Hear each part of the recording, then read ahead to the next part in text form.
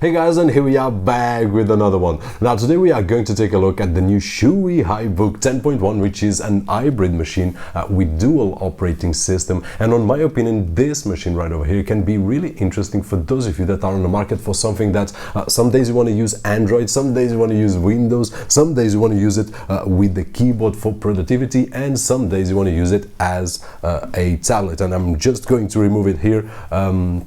So there's a lot of possibilities with this device, and it's something to have in consideration, of course, if you are in the market for something like that. Now, that being said, guys, you will have the chance to see more of this during the review, and with no further ado, let's go straight for it.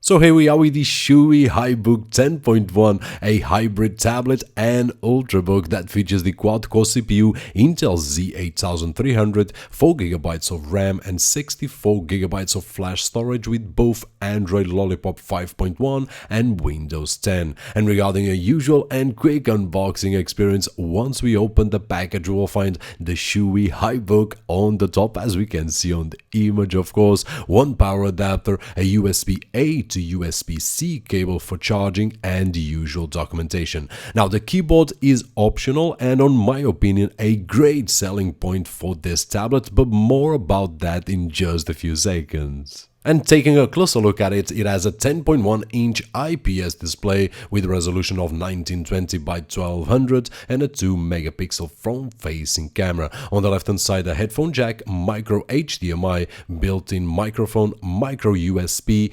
USB Type-C port, micro SD card slots, and the left speaker. On the right-hand side, just the right speaker. At the back, a 5-megapixel camera, volume rocker, and power button on the top, and on the bottom the hinges and connector to attach it to a keyboard, which when using it will give us 2 additional USB 2.0 ports. And the screen is a glossy IPS panel with some really nice viewing angles, as you guys can see on the image. Now, being glossy, it will reflect a lot in bright light conditions like my office, for example, but totally acceptable. Actually looks worse on camera than looking directly at it. And if we turn the lights lower, then we will have even a better experience. The only thing that I would like to point out is that there is a noticeable gap between the actual display and the glass itself, which is something that we see on all the LCD displays, but on my opinion, of course, at this price point, having everything else in consideration, this is not a deal breaker. And in terms of build quality, it feels solid.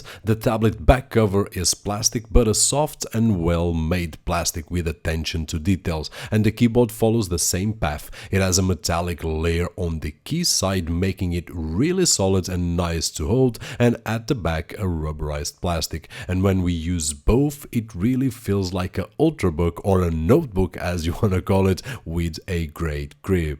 And as I was saying before, on my opinion, the keyboard is a great selling point, as we have on the market a lot of options in terms of tablets, but with the option of having a great keyboard that will fit perfectly and will activate automatically, there are not so many. And in terms of usage, as we could see on screen, it's easy to attach and it requires a bit of pressure to remove it, which on my opinion is good so we don't drop it by accident. And regarding the trackpad experience at this price point, I was not expecting anything special, but I'm actually surprised how it feels and works. It has a nice touch and it's sensitive enough, and while using it, I found the experience to be more than acceptable for the tasks that we do on a machine like this. Now, if we use it really fast, it will not capture our gestures, but if we use it normally to scroll a page, for example, it will react to every touch. And the same happens, for example, switching between apps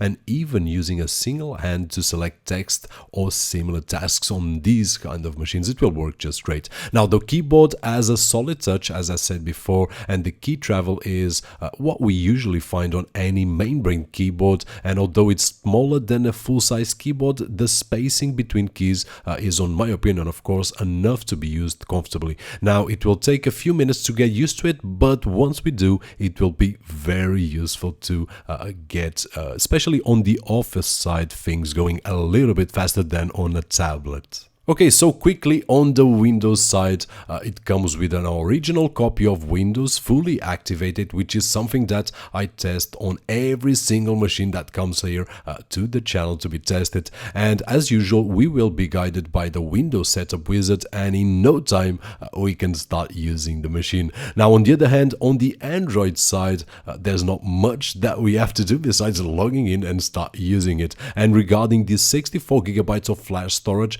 we will find 30 gigabytes more or less of free storage on the Windows side and about 9.4 gigabytes of available storage on the Android side. And changing Windows to Android takes about 55 seconds, while changing Android to Windows roughly 1 minute. So more or less 1 minute to each side.